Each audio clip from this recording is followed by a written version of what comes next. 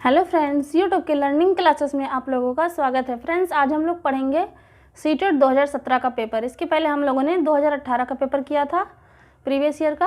अब हम लोग 2017 का करेंगे। हिंदी का,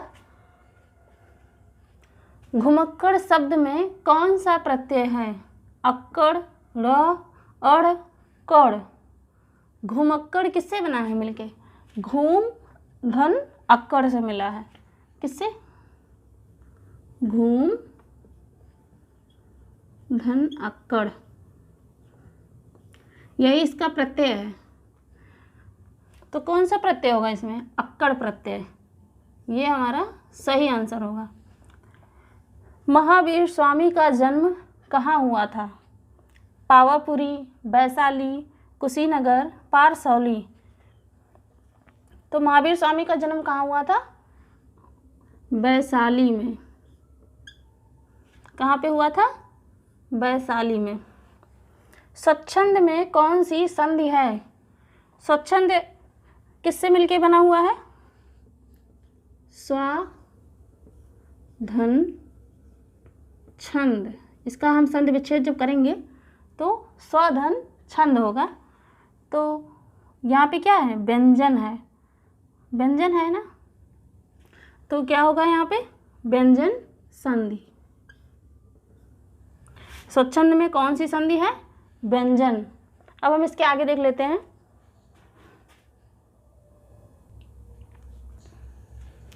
महात्मा बुद्ध ने जब बुद्धत्व प्राप्त किया तब उनकी अवस्था कितनी थी? 12 वर्ष, 45 वर्ष, 35 वर्ष, 80 वर्ष। तो कितना था? 35 वर्ष। श्रुति धर्म का क्या अर्थ है? श्रुति का मतलब क्या होता है? श्रुति किससे संबंधित है? वेद से। तो श्रुति धर्म का संबंध किससे होगा? अर्थ क्या होगा? वेद है जब श्रुति का, तो वैदिक धर्म से। किससे होगा? वैदिक धर्म से होगा, क्योंकि श्रुति वेद होता है और वेद होगा तो वैदिक धर्म। निमिष शब्द का पर्याय है प्रकाश, छिद्र, पूर्ण, क्षण। निमिष शब्द का पर्याय क्या है? क्षण। क्या है? क्षण। अब हम इसके आगे देख लेते हैं।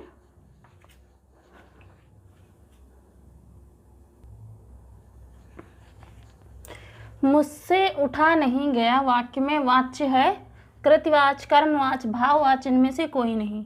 जिसकी पूर्व से कोई आशा ना हो के लिए एक शब्द है प्रत्याशा, अप्रत्याशित, अपरिमेय, अनाहूत। गोधूम शब्द का तद्भव है गेहूं, गाय, गोबर, गोधन। अब बताइए इसका आंसर। मुझसे उठा नहीं गया वाक्य में वाच्य है, कौन सा वाच्य होगा? इसमें किसकी प्रधानता है? उठा नहीं गया, यानी कि भाव की प्रधानता है। तो कौन सा वाच्य होगा इसमें? भाववाच्य होगा। जिसकी पूर्व से कोई आशा ना हो, क्या होगा?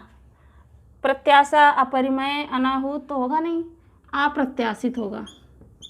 जिसकी पूर्व से कोई आशा ना हो। गोधूम शब्द का तद्भव है। गोधूम किसको कहते हैं हम? गेहूं को कहते हैं। किसे कहते हैं? गेहूं।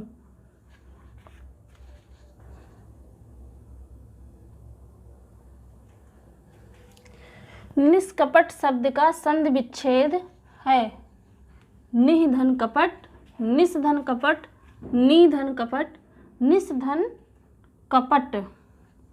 तो क्या होगा निष्कपट का? बताइए। निधन कपट। किस शब्द की वर्तनी सही है? अनुग्रहित, अनुगृहित, अनुग्रहित, अनुग्रहित। तो कौन सा सही रहेगा? अनुग्रहित सही रहेगा या अनुगृहित, अनुग्रहित या अनुग्रहित? तो सही रहेगा हमारा अनुग्रहित। अपेक्षा का विशेषण रूप क्या है? सापेक्ष, उपेक्षा, निरपेक्ष, अपेक्षित। अगर अपेक्षा का पूछा है तो अपेक्षा से ही बना होगा। इसमें तो उपेक्षा आ गया, अपेक्षा है ही नहीं। सापेक्ष, निरपेक्ष, इसमें भी अपेक्षा नहीं है। तो अपेक्षा का क्या होगा विशेषण? अपेक्षित, अपेक्षा, अपेक्षित। अब इसके आगे देख लेते हैं हम लोग।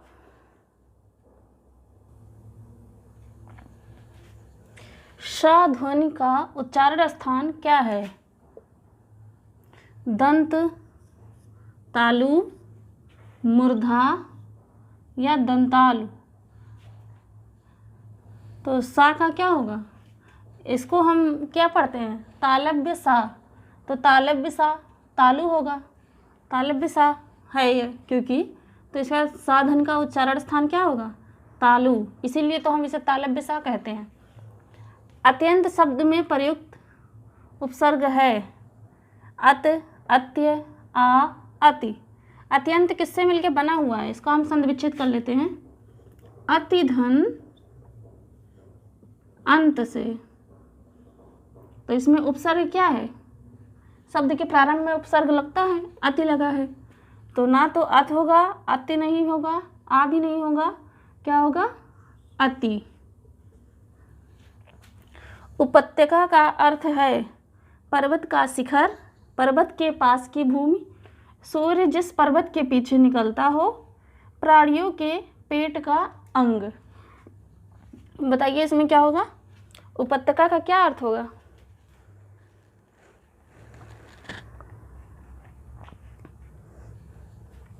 पर्वत के पास की भूमि। क्या होगा? पर्वत के पास की भूमि को हम क्या कहेंगे? उपत्यका। अब हम इसके आगे देख लेते हैं।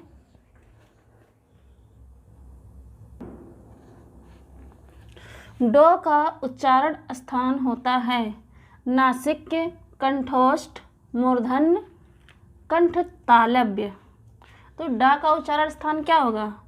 किस में आता है? ये ट वर्ग में आता है, ट, ठ, ड। तो ये सब किस में होते हैं? मूर्धन्य होते हैं, ट वर्ग। तो ट वर्ग में ये आता है ड, तो इसीलिए ये क्या होगा? मूर्धन्य। 4 गज मलमल में कौन सा विशेषण है? तो 4 गज मलमल में कौन सा विशेषण है बताइए? संख्यावाचक, गुणवाचक, परिमाण बोधक, सार्वनामिक। परिमाण बता रहा है, 4 गज क्या बता रहा है हमें? परिमाण। तो क्या क्या होगा यहाँ पे? परिमाण बोधक। कौन सा विशेषण होगा? परिमाण बोधक।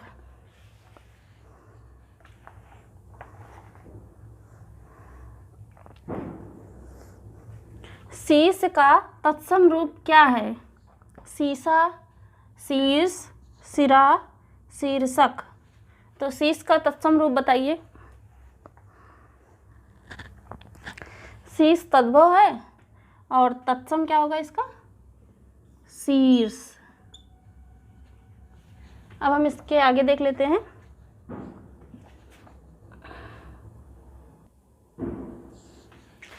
चौराहा शब्द में समास है कर्मधारय, द्वंद्व, द्विगु, अव्ययी भाव। तो चौराहा, चौ माने 4, चौराहा 4 रास्ता जहाँ से हो। तो जो संख्या होगा, संख्यावाची कौन सा समास होता है? द्विगु समास होता है। कर्मधारय तो होगा नहीं, क्योंकि कर्मधारय में पहला जो पद होता है वो विशेषण पद होता है, तो यहाँ पे विशेषण पद नहीं है, इसीलिए कर्मधारय नहीं होगा। द्वंद्व भी नहीं होगा, द्वंद्व में क्योंकि दोनों पद प्रधान होते हैं, जैसे माता पिता, भाई बहन, ये सब होता है, तो ये भी नहीं है। अव्ययी भाव में ये भी नहीं है। कौन सा बचा था? द्विगु। यही क्योंकि संख्यावाची होता है और इसमें पहला संख्या है। आँख की किरकिरी होना का अर्थ है अप्रिय लगना, धोखा देना, कष्टदायक होना, बहुत प्रिय होना। तो क्या होगा इसका? आँख की किरकिरी होना का बताइए।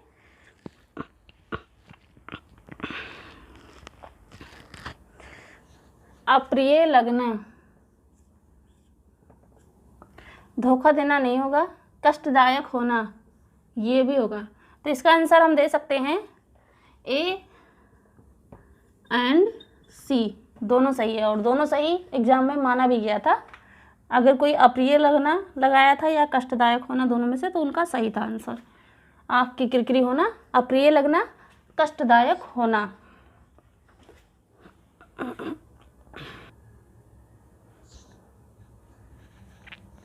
मौखिक अभिव्यक्ति का रूप है शुद्ध, सुलेख, श्रुतलेख, आशुभाषण। हिंदी भाषा में कितनी बोलियां हैं? 15, 25, 18, 22। तो बताइए मौखिक अभिव्यक्ति का रूप है क्या है? मौखिक अभिव्यक्ति जिसे हम बोलेंगे तो भाषण में तो मौखिक अभिव्यक्ति होगी, बाकी सब में होगा नहीं। तो मौखिक अभिव्यक्ति किस में होगी? आशुभाषण में। हिंदी भाषा में कितनी बोलियां हैं? 15, 25, 18, 22। कितनी बोलियां होती हैं? कुल 18 बोलियां होती हैं।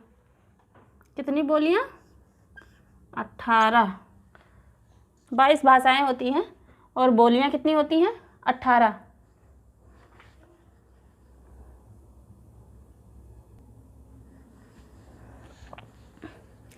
भारतेंदु युग में निकलने वाली पत्रिका युग है कविवचन सुधा, हिंदी प्रदीप, सरस्वती माधुरी, कल्पना ज्ञानोदय, नवनीत, कादम्बिनी।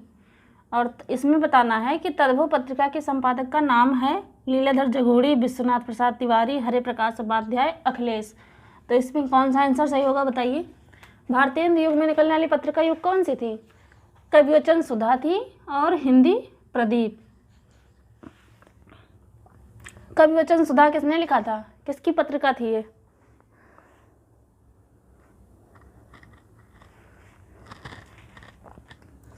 कविवचन सुधा जो है भारतेंदु हरिश्चंद्र जी की थी। और हिंदी प्रदीप किसकी थी बताइए? हिंदी प्रदीप बालकृष्ण भट्ट की थी। किसकी थी? बालकृष्ण भट्ट की। और तद्भव पत्रिका के संपादक का क्या नाम था?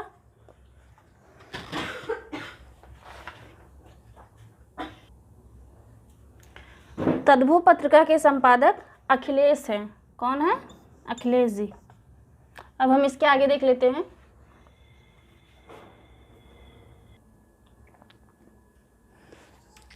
बारह बरस लो कुकर जियो और 13 लो जिए सियार। यह पंक्ति किसकी है? विद्यापति, चंद्रवरदाई, नरपति नाल, जगनकी। 12 बरस लो कुकर जिए और 13 लो जिए सियार। तो किसकी है? जगनक की है। किसकी है? जगनक की।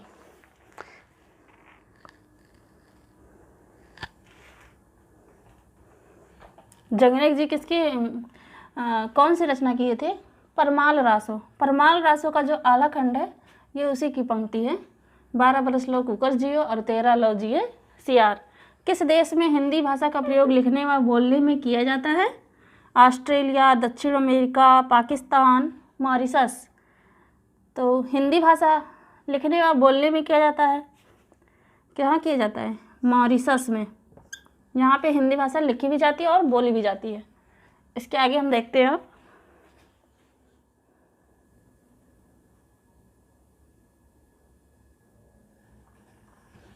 वीरों का कैसा हो वसंत कविता किसने लिखी है? सुमित्रा कुमारी चौहान, सुभद्रा कुमारी चौहान, माखनलाल चतुर्वेदी, रामधारी सिंह दिनकर। सूरसागर किस भाषा की रचना है? अवधी, बुंदेली, ब्रज, छत्तीसगढ़ी। तो बताइए वीरों का कैसा हो वसंत कविता किसने लिखी है? सुमित्रा कुमारी तो बस कंफ्यूज करने के लिए है सुभद्रा कुमारी से। तो इसमें सही क्या होगा? सुभद्रा कुमारी चौहान। सूरसागर किस भाषा की रचना है? अवधी, बुंदेली, ब्रज, छत्तीसगढ़ी। बताइए सूरसागर किसने लिखा है? सूरसागर सूरदास जी ने लिखा है। और किस भाषा में लिखा है? ब्रज भाषा में। सूरदास जी ने ब्रज भाषा में सूरसागर की रचना की है। इसके आगे देख लेते हैं।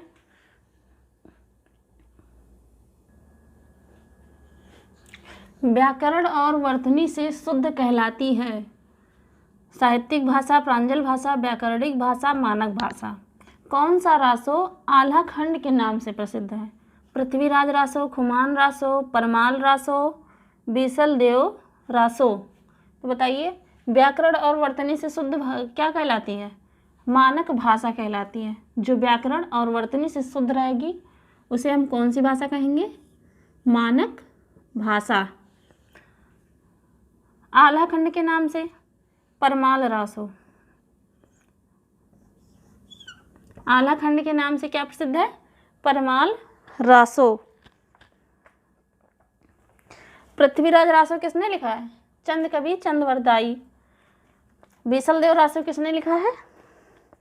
नरपत नाल ने। खुमान रासो किसने लिखा है? कमेंट करके बताइएगा। तो फ्रेंड्स, इसी तरह हम आगे भी सीटेट का प्रीवियस ईयर पेपर करते रहेंगे हिंदी का। अगर हमारी क्लास आप लोगों को अच्छी लगी हो तो लाइक, शेयर और सब्सक्राइब जरूर करिएगा। धन्यवाद।